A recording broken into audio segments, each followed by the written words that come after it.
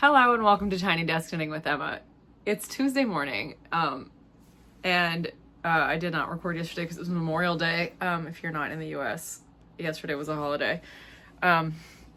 We like to honor our troops by shopping. That's what we do. Yeah, it's been hot. I feel like I'm hot and sweaty already, and it's like 9:15 in the morning. Yeah.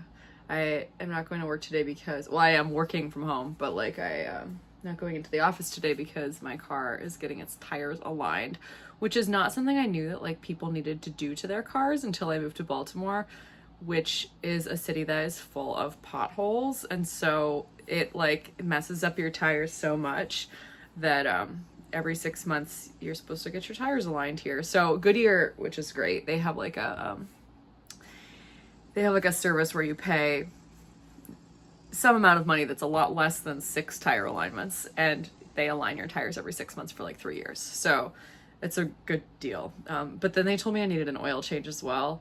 And I was like, my car doesn't think that I need an oil change. It thinks I'm at like 50% oil life. And so, but I was like, you guys are the professionals, you know. And then I was like, and they told me I needed an oil change. And he was like, Goodyear would do that, but it's not true.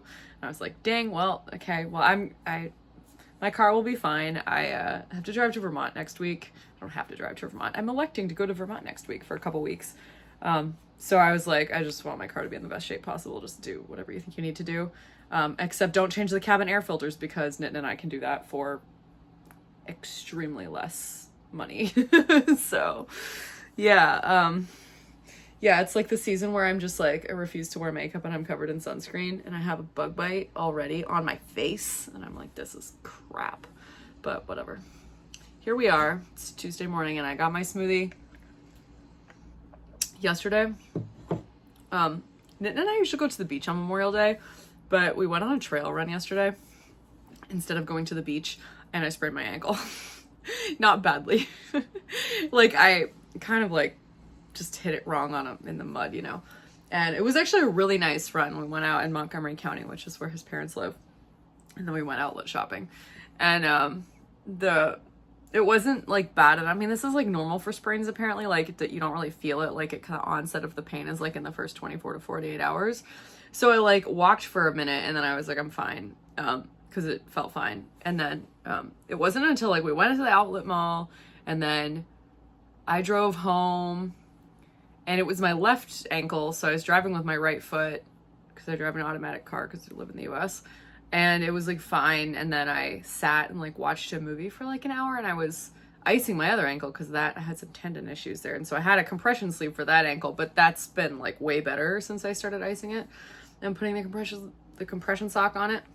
So glad that I had an ice pack and a compression sock, which I desperately needed now for the other ankle.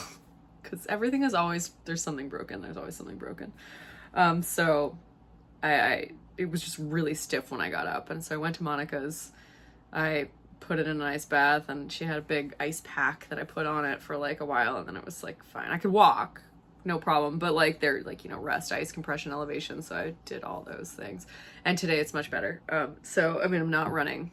Taking today off from running, and tomorrow I'm going to go swimming because there's an Olympic-sized swimming pool at the school university where I work, that's open in the summer to people who have gym access, which is everyone who works there. So, and the students are mostly gone. So I'm going to go to the pool a couple times a week to do some cross training just because it's really hot. And I'd rather do some of my workouts in the pool where it's not as hot and you're in the water. But yeah, next week I'm going to go to Vermont. So, that's going to be fun. I'll talk a little bit more about that. And hopefully next week, I probably won't, maybe I'll record next week. Maybe I'll record like one episode when I'm home and it will come out like in the middle of the time.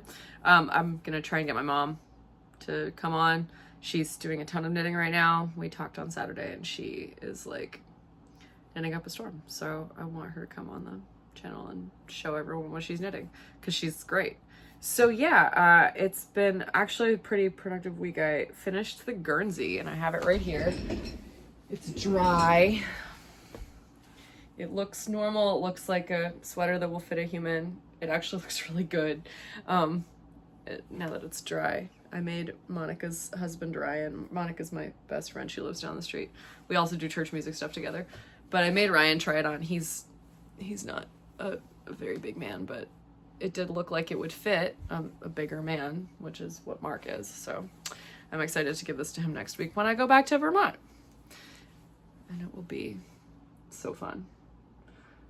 So yeah, here's just like, if you've missed it, this I knitted in Frangipani. You can see that navy cone right there. That's Frangipani 5-ply Guernsey wool. If you're in the US, you should get it from the Woolly Thistle, because this yarn comes from England and it is really super sturdy, actually. Very hardy yarn. I mean, it's not super toothy, actually. Like, now that it's washed, it's kind of softer. So if you think it's kind of scratchy, you know, block us watch. You'll probably be surprised at how much softer it is. It's also like gonna wear really well and probably last a really long time because it has 5 plies and it's made with some great, very sturdy, I think someone said Texel wool a couple weeks ago when I said, does anyone know what this is made out of? And someone Googled it for me, which I realized I could have done and I didn't. If you want to get anything from the Woolly Thistle, which you should because they're the best, I am an affiliate of the Woolly Thistle, so there's a link up there that you can click. That's my affiliate link. If you're in the US and you love woolly wool, I get a small kickback if you use my link, and they're the best, so you should see what they have. This is not the only time I will be talking about stuff from the Woolly Thistle in this episode, so stay tuned. But this is done and I'm really pleased. You know, it's one of those things where like I've been working on it for like, I don't know, 5 or 6 months probably, like, because I think I cast it on in like February, maybe January, so like for basically most of the year. And it like I knit the body kind of slowly over time, and then I did the yoke actually really systematically, and it was just like one of those things where the yoke, because there was just so many stitches and the chart was kind of complicated, so I definitely got into a rhythm and I really enjoyed it. Like, I don't knit a lot of really complicated stuff that's not color work, but I like it. I realized like this is kind of fun, so that's cool and exciting. I do have one more thing that I realized I didn't write down that is like a slightly more complicated thing that I'm excited to show you that I cast on. But yeah, so the green sweater also that I've been working on for someone named Tina who goes to the church where I sing. She won this auction where I auctioned off a custom sweater in for our music fundraiser in October, and she was like not pushing. I didn't even know who won the sweater for like 2 months because they didn't tell me, and I was like, I need to know this so I can make the sweater. But I finally, yeah, it's all done except the button band, so it's in the blocking bucket still. It's really sunny and warm today, so I need to get it outside today so that it can dry, and then I will pick up the button bands. I also need to decide what buttons to use. I haven't thought about that yet, but that's fun. And my socks for May are almost done. So this is the second one. I have 2 more diamonds. This is a Guernsey inspired sock. Speaking of the Guernsey, I just, you know, this is a 4-ply merino cashmere nylon sock yarn. And so because it has 4 plies, I was like, well, it would be good with texture. Again, my friends just wrapped up my own sock yarn for me, and I open one every month, and I'm surprised at what it is, and it's really fun because I have so much sock yarn that I legitimately don't even know what's missing.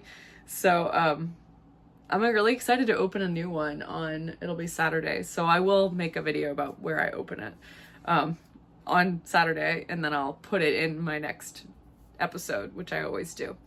It's always so serendipitous when those days are like, the first of the month is like a Monday and I can record, or a Tuesday, I guess, and I can record on that day and just like make it part of the episode. But not the case with June, so I will be opening it on video and then including it in the next episode. So I'm excited because I sometimes finish my socks like really early in the month and sometimes finish them at like the very end of the month, and I'm not gonna finish them probably on the last day of the month, which is Friday, but like, oh yeah, I'm getting there. Like, I'll probably finish them maybe I'll finish them on Friday, actually. Like, if I knit like 1 diamond on Wednesday, 1 diamond on Thursday, and then I finish it to do the toe on Friday, then I'll finish them on Friday. But I would like to finish them before that. We'll see. It doesn't really matter. Like, why not just finish them on Friday? Like, screw it. Who cares? Really draw the socks out for the whole month.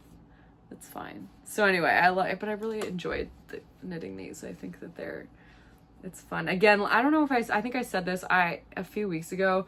I like this pattern, but it's a little complicated to chart with the little mock cables on the side. And I think it would actually translate well to just like a worsted weight sock. So I have a lot of Cascade 220 and stuff similar to that around. And I'm thinking of using Cascade 220 or something like that to make a Guernsey inspired sock with just this diamond pattern on the front. I might have to modify it, make it a little smaller if the stitch count, depending on the stitch count. But I think I can do it. And that would be kind of nice. I think it would be very like, sorry, that just hit the needles hit the ball winder. I think it would be nice to like, just as like a little, you know, really quick project, easy to chart it up and release that pattern. So, can't promise that it'll be soon. They're doing construction outside. I'm so sorry. They're like building a parking garage across the street or something. I don't know what they're doing, but usually I don't record at this time of day. I record like at 5 p.m. when they're done. Yeah, I think they're out there using power tools on some roof. Sorry. Yeah. Okay. And then I want to talk about the other thing that I have been working on. So excuse me while I grab that because I thought I had it with me and I didn't. Actually, to be honest, I completely forgot about it when I was writing show notes. So, Monica texted me, like, I don't know, this is probably like a few weeks ago, and she was like, do you have this pattern? Or she was like, do you have Lina 15? And I was like, yeah, why? I have all the Linas. And she was like, oh, speaking of which, I need to get Lina 21 because that's been released and I don't have it yet. And she was like, okay, I really want to make this t-shirt from Lina 15. So I said, okay. And I like went into Lina 15 and I looked and I said, oh, this one, the Adventitious. And she said, yeah. So it's a lace weight t-shirt. Super cute, actually. It is a roomy drop shoulder top with lacy cable details. Her inspiration came from a vision of a happy soul dancing through a forest. Tree roots covering the forest floors like natural limbs reaching out to embrace the scene. Very nice. She's from Ukraine. That's cool. I wonder if she knits like me. So it's pretty. It has these, it's like this same panel up the front and the back, and it's these kind of like lacy things with these little mock cables. This is a pretty like gold color. I don't know what she used. I didn't actually look.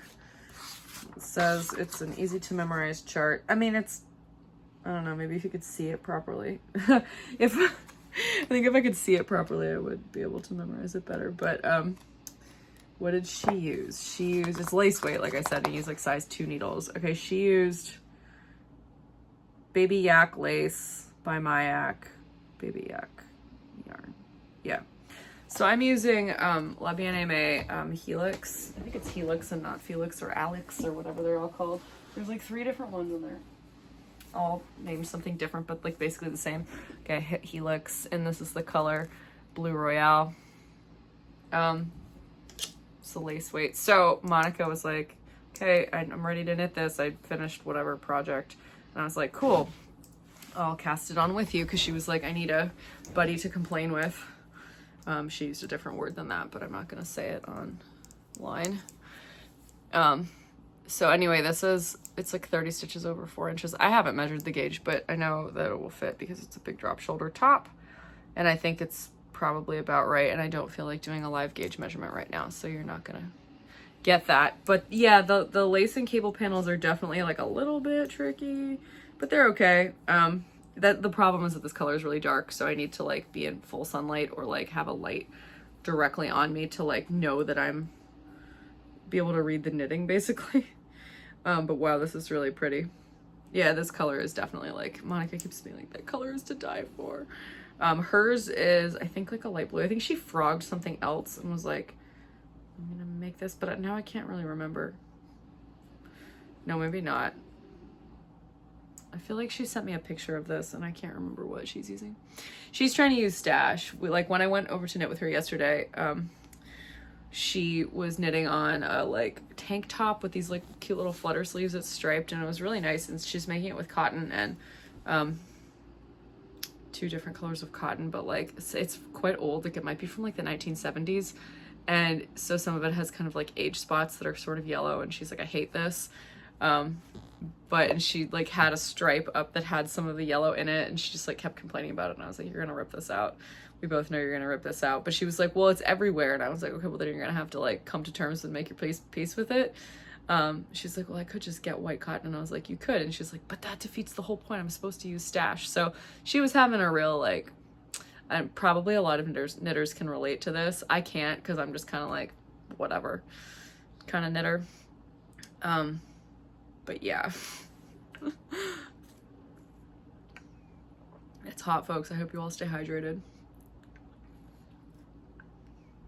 I'm drinking a smoothie right now, but because I run, and just I'm generally a very like, I do a lot of physical exercise.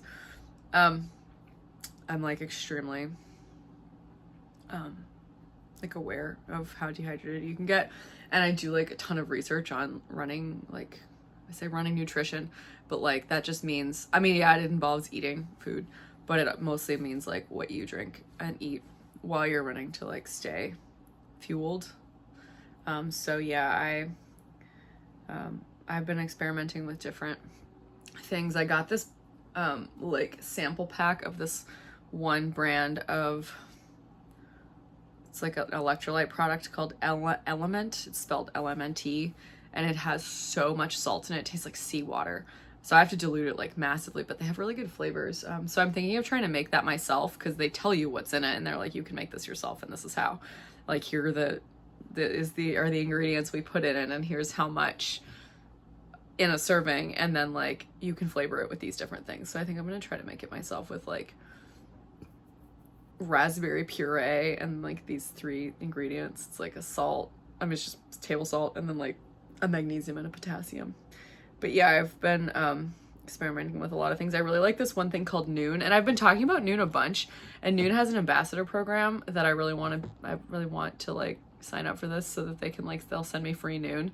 So I'm like, oh, I should start talking about this more often. And I actually really like this. They don't pay me to say this, but hopefully someday they will like send me free Noon if I say it enough online.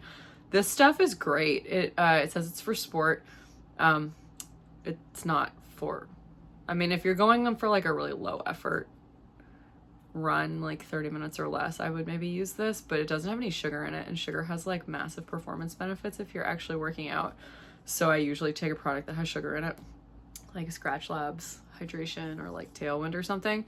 But this stuff is really good, just to like hydrate you. Like, you can take it 3 times a day. I usually take Noon twice a day. It helps. You can drink a lot of water, and some people will bloat if they have too much sodium, and like a lot of people are not supposed to have more sodium. So this does have like, basically it just has salt in it. But it doesn't like taste like Gatorade. It's not sweet like that. It's flavored with stevia, so it is kind of sweet, but like, if you are dehydrated, which a lot of people are, like if you're getting headaches in the summer and stuff, you might not be taking in enough sodium, and you should try something like this. And I genuinely feel like again, they don't pay me to say this. I just genuinely feel very passionate about people being hydrated. If you already eat and drink enough salt, then you don't need to have this, but you need to be drinking water so that you retain that water. Sometimes people think it makes them bloated. That's what it's supposed to do. That's a good thing. Don't eat too much salt, but if you have, and like for some people they can't because it's bad for their heart or something, or like they're at high risk of stroke or something, so don't if your doctor says not to. But like there's a lot of different types. Like this one has vitamin C in it, has immunity, and this is like a daily hydration, so the daily version has like less, and I'll tell you how much. The daily one has less sodium in it, so the daily one has 100 milligrams of sodium. Oh, and also 40 milligrams. It says this is like a 1. I think this is like 100 to 150. It also has potassium in it, which is also an electrolyte that you need. So I think this one, and it has 15 grams of magnesium, which is also an electrolyte. So I think this one, I would like them to tell me specifically, but it looks like chloride and sodium. So they're putting Himalayan pink sea salt in for both. It's like 150. And this one has 300 milligrams of sodium. So this one has half as much. So if you want just like a daily hydration one, this might be good for you. But yeah, they do have like an ambassador program. I'm like, hey, I have a platform and I'm telling people to hydrate. You should send me a free Noon. So Noon, if you're watching, please sponsor me. But don't drink too much salt products if you're sensitive to sodium, or like you're not supposed to be taking in more than you already do. Anyway, that's it. It's not as I'm genuinely just passionate because I work out a lot and it's hot here, and so I'm like very passionate about people staying hydrated. I drink this like during church because it also helps me pee less because you retain the water that you're drinking. And so if I drink a lot of water, I have to go to the bathroom all the time, and so this helps me retain it and not have to use the bathroom so much, which is really helpful if I'm sitting in church in summer and I don't want to have to keep getting up to go to the bathroom because that's very disruptive, and I'm a professional. Yeah, what else? Okay, one more knitting thing is the woolly thistle. Again, I told you I was going to talk about them again. The woolly thistle is starting a vest knit along that starts on Friday, the 31st. So I'll put a link to the sign up in the description box. You are supposed to sign up if you want to be eligible for prizes. And I'm very excited about this because I was thinking about actually knitting a vest, but I'm not prize eligible anyway. So I was like, well, okay, I'm just going to do whatever I need to do here. But I need to start my Fair Isle project for Rhinebeck. So I have decided to knit this Fair Isle sweater that I've been talking about, and I have the yarn and I'll show it to you in a second. It's on the floor here. All yarn you can get at the Woolly Thistle, by the way. And cast on Friday for vest knit along cast on day, because I just can't get myself to, together to cast this on. So I'm excited to, when I go home, I'm just going to bring whatever socks I'm working on for June, the Adventitious t-shirt, and then this Fair Isle vest. Those are the three things I'm going to bring. So if you have not watched, a couple months ago when I went to England and I got all this yarn, some of it is actually from the Woolly Thistle. A lot of it is from the Woolly Thistle. I had to get a few like specific colors of Jamisons of Shetland in the UK because it's like impossible to get them anywhere in the US. They're like, Jamisons of Shetland is such a small producer that like, yeah, it's just like you gotta get there's like 275 colors, and if you want specific ones, you really have to like hunt them down. So I had to hunt some of them down in the UK, like Nighthawk. Oh my gosh, it's like an impossible color to get. But I found 2 balls of it, and I had to get it from 2 different places. Like that's how crazy this was. This is Nighthawk. So I'm knitting a Fair Isle vest and a crap load of colors, and some of them I will hold up. They're like blues, teals, Jamisons of Shetland and Jamison and Smith. Oh my gosh, so many colors. I don't know if I'm even holding this up properly. Here's like most of them. One of the colors is also BC Bio Shetland, but I'm not even holding that one up. Yeah, it's a ton of colors. I'm really excited about this. I designed it myself. I designed the charts myself using OXO motifs from books and filling the OXOs in myself often. I've done this before. Don't try this at home unless you have already tried it with some other patterns, probably, just so you know the stitch counts that you like, what they're divisible by, etc. Like learn the stitch counts that are divisible by like 24 and 32, because those have like a ton of numbers that go in as factors, and that way you can like make stitch counts with like, you can choose charts with like 8 stitch repeats, 6 stitch repeats, 12 stitch repeats, 18 stitch repeats. Does 18? No, 18 doesn't go into 24 or 36, so don't use 18 stitch repeats unless you have something with a multiple of 18. But like, yeah, there's a lot of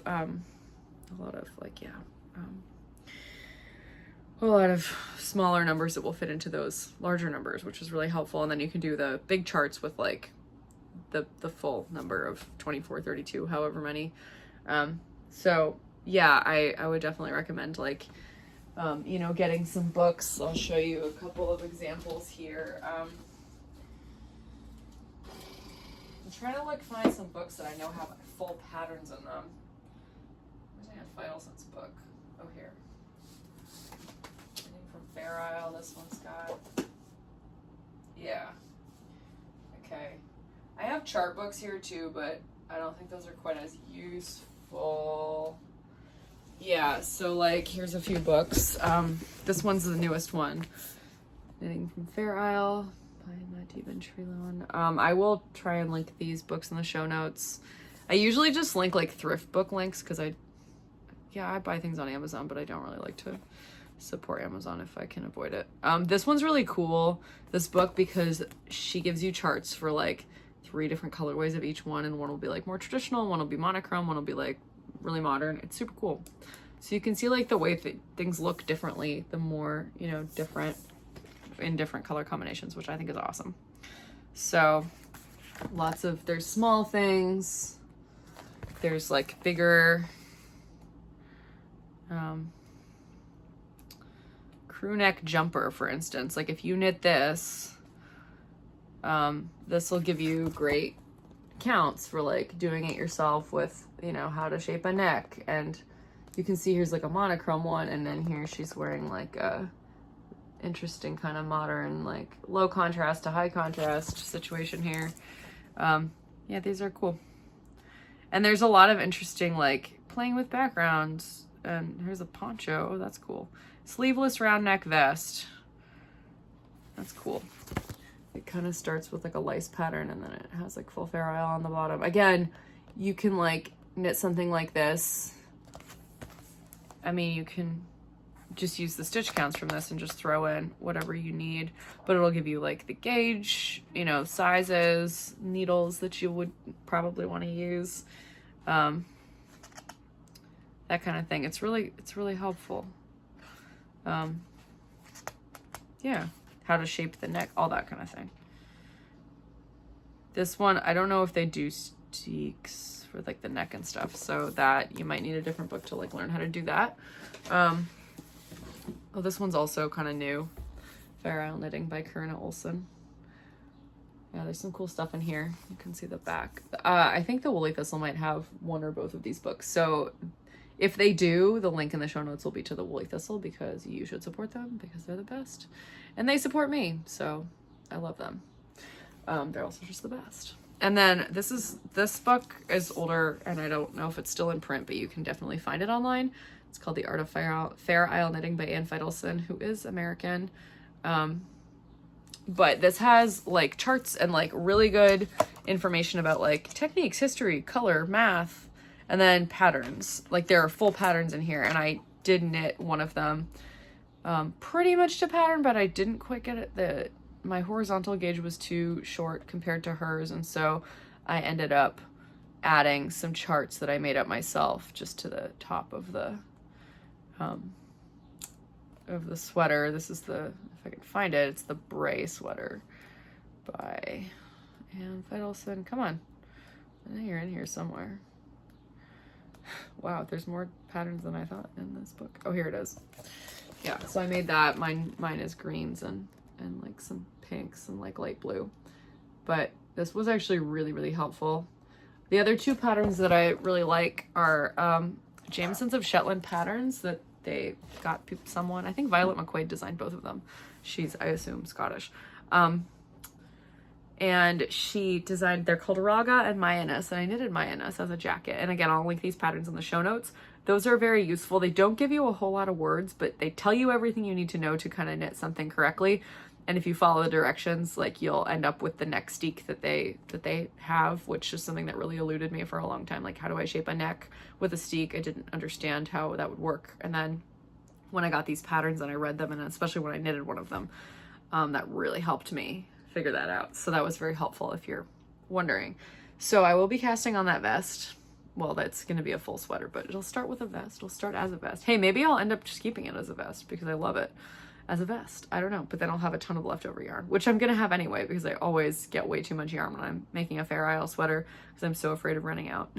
But that's fine. I'll just add to my already extensive collection here. The green and the blue ones are sorted. I tried to like sort them by color so they didn't look crazy. Even think the red and pink and orange and yellow, like the warm colors, are so not sorted. They're like so crazy. And this blue one looks like perfect, the blue and purples. And then this one is like completely unhinged. It's kind of fun. So yeah, I'm excited about that. I only knit a full Fair Isle sweater once a year, and it's been a while since I knitted really any color work. So looking forward to getting that on the needles. Oh, excuse me. I'm tired. I shouldn't be that tired, although my sleep was pretty disrupted last night because I had a compression sock on my ankle and I was trying to elevate it on a pillow, which was like not super comfortable.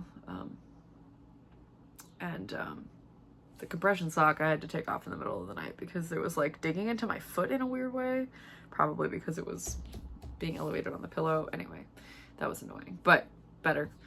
Okay, so the last thing I want to talk about is Archie, the fleece. So my friend Molly and I got a fleece named Archie last year at Maryland Sheep and Wool, and we got Archie again, same sheep's fleece for the 2024 vintage, which is very exciting. I need to give Molly half of it but I haven't seen her because she got COVID. So I picked up the fleece along with Pimp Daddy, which was an impulse buy. And I started cleaning it, and I was talking about this last week, and people were super helpful to be like, yeah, my plumber says don't pour it down the drain. Like, this is what I do.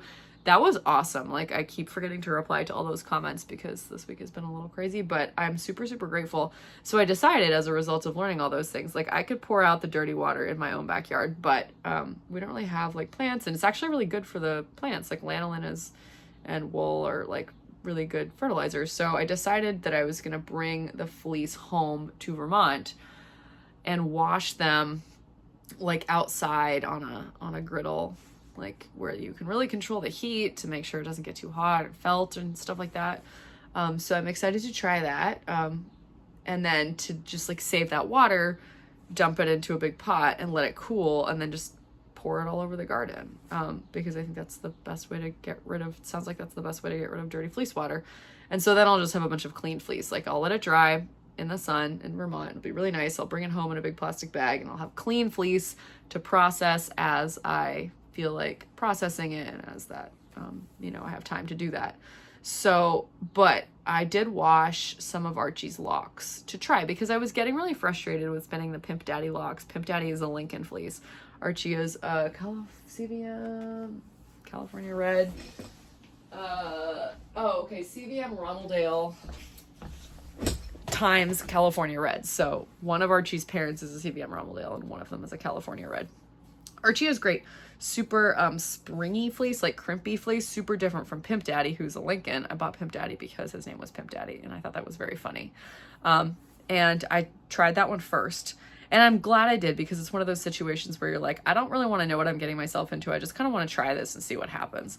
So spinning Pimp Daddy was definitely harder.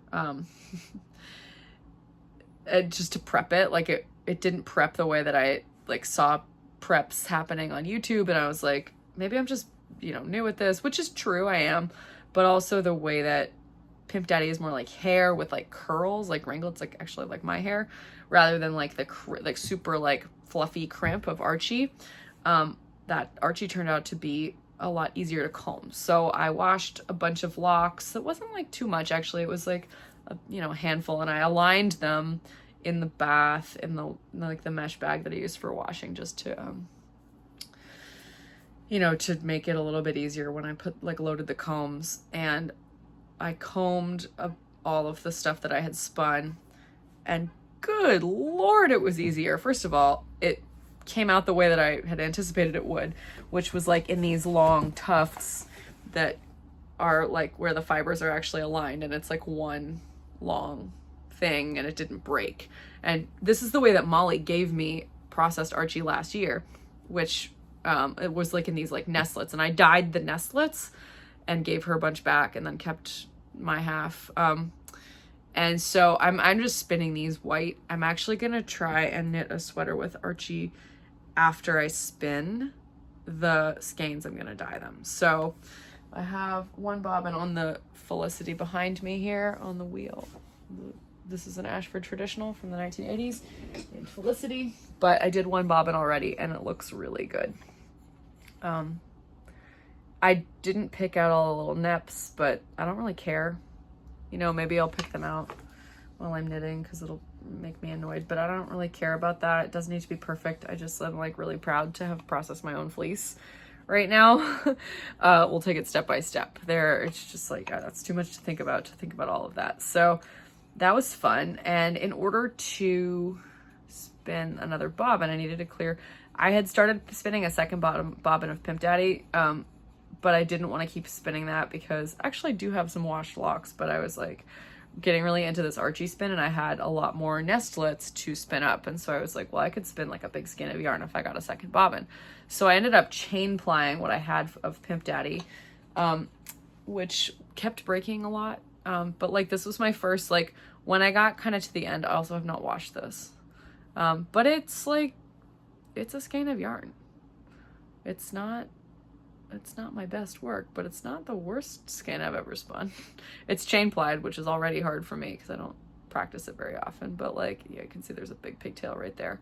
But like on the whole, actually, I'm pretty pleased with the first effort of Pimp Daddy, the first fruits of my, you know, fleece washing and prep labors. Like this is pretty cool. So like, yeah, I have a long way to go with Pimp Daddy, but I'm looking forward to, you know, doing this more with Archie first, I think, and then going back to the Lincoln sheep and kind of seeing if I've learned anything from the like slightly easier experience of spinning Archie. Just winding this strand back onto a bobbin here. So yeah, I'm really excited to keep spinning Archie because it's been like really fun. And I'm not done by any means with this other spin that I've been talking about from the second triangle of my traveler shawl, but I am on the second bobbin and I'm gonna take my spinning, my e-wheel, my e-spinner home with me. This is what it looks like. Still, I probably have made like no progress since last Tuesday because I've been very focused on Archie, but I am gonna take this one home. There's a third bobbin that I want to spin and then I will apply those together and I'm excited to knit the second half of my traveler shawl. The first half's almost done. I've been kind of stalling on it just because I know I'm gonna not have any more yarn after like, or I'm running out of yarn and I can't do the second half right now anyway, but I have been enjoying it. So excited to get back to that once I have the skein of yarn, or it'll probably be a few skeins of yarn, but the bobbins will all be plied together in a 3-ply and that'll be fun. So I'm like stoked about that. What else is going on? Yeah, not much. Like I said, I'm going to Vermont next week. I'm going to stay for almost 2 weeks. So I'm going to leave on Monday the 3rd and I'm going to come back here not the direct Saturday following, but the Saturday after that. It's like the 14th or something, maybe the 15th, because, this is one of those things about having a church gig. I really don't like to miss Sundays, here just because, you know, I understand that like it's okay and you're allowed to take time off, but yeah, just like generally we don't have the full set of staff singers because of people moving, people being sick, people saying that they don't really want to do this anymore for whatever reason, and like, you know, it's hard to replace them. So we only have like 4 staff singers right now, and it definitely is like, you know, you feel like you kind of step up, you got to be there for the choir. But the summer is a little bit different. We don't have rehearsals, and we on Thursdays, and we just kind of show up on Sundays. And so I'm gonna go for the second Sunday of June, and then my other soprano counterpart Sarah is gonna be away for the second half of June. So we didn't really talk about it, it just kind of worked out that way, which was serendipitous. I was planning to be away more in July, but this was actually a really easy time to go home, so I thought I should just go in June. And then the beginning of June I have some like social kind of events in June, the end of June here, mostly just baseball games that I have tickets to that I need to be here for, because they're like big social events with my friends. And then in July I will probably go to Canada for a little bit. Need to renew my passport. I have to do the like express one because I'm afraid it won't be back in time for me to go to Canada. And I have a Canadian passport, but I don't know if you're really supposed to come back into the US with a Canadian passport. So I mean, it's probably fine. It's just like I don't really want to like rock the boat in that way of like, I'm not sure if this is legal. I'm not sure if they would get mad at me for this, whatever. So Because if you come back into the US with a Canadian passport, even though it says I was born in the US, and you have an American car, they're like, what are you doing? So just as like a precaution, I would like to have my US passport renewed, and it doesn't expire till August, but I'm supposed to go back to Canada in September, so that would be like another situation. I guess I could like do it in August, but then I would be more worried because anyway, I have to go. I'm gonna go to the post office tomorrow with my passport and my forms so that I can just do it all. You can do it all at the post office. They'll take your picture and everything, which is great.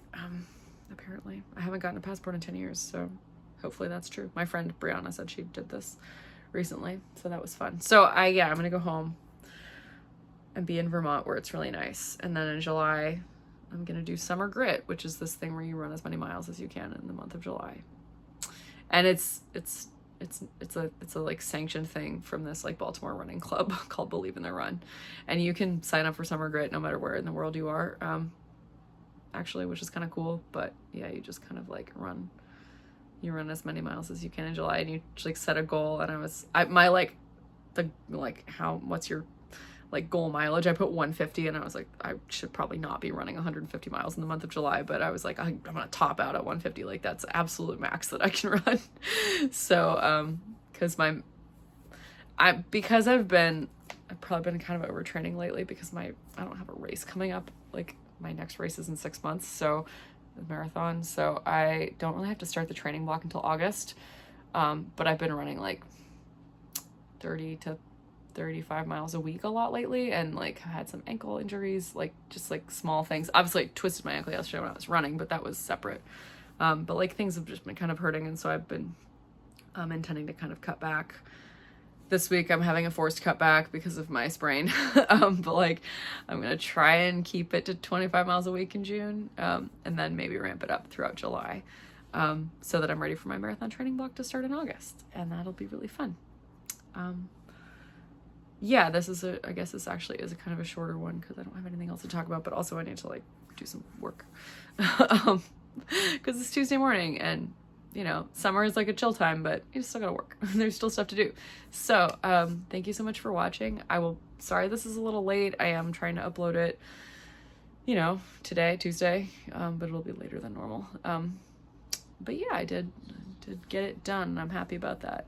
For like a brief second, I just had like a horrible feeling that I didn't hit record, but it says 42 minutes and 36 seconds, so I'm definitely recording. Amazing. Sorry about the construction noise again, and I will hopefully see you, probably not, because I'm driving home on Monday next week, so I don't know when I'm going to record, but it'll be sometime when I'm home. I'll record an episode. So I'll see you sometime. If you have any tips for fleece washing, send them to me, because I've been enjoying, it's actually been a really good process, but yeah, I'm sure there's so much more to learn. So that's one of the reasons I do this, because you guys teach me stuff, because I am, you know, I know a lot about knitting, but I don't know a whole lot about fleece processing, and we should ask people more things. Like when we don't know things, we shouldn't pretend that we do.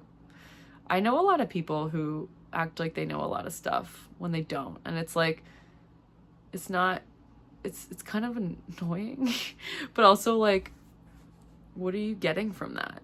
Like, especially if you make it obvious that you don't actually know what you're doing, and like you act like you do, it's like, it's not a good look. And like, just ask. It's okay to not know stuff. I wish that the world had more of a like, you know, if someone asked me something, like especially about musicology at choir and stuff, I'm happy to say like, sometimes I don't know, and I'm like, you know what? This seems like maybe it would be true, but I don't actually know because I haven't done research on that, and it's okay to not know. And I wish we could like, more people would be okay with just being curious and not like pretending like they know everything, because then you don't learn anything because you're not open to that. So appreciate the expertise of others, like respect it and appreciate it, and like they want to teach you, and you should be open to that, I guess. I don't know. Sorry, I don't know why I went on that rant. But I am passionate about that. I understand that there are a lot of things that I don't know, and I want people to teach me, and I want to put it out there that I want to learn those things, not just act like I know everything, because it's not a good look. Anyway, thank you for watching. This has been Tiny Destiny with Emma. Bye.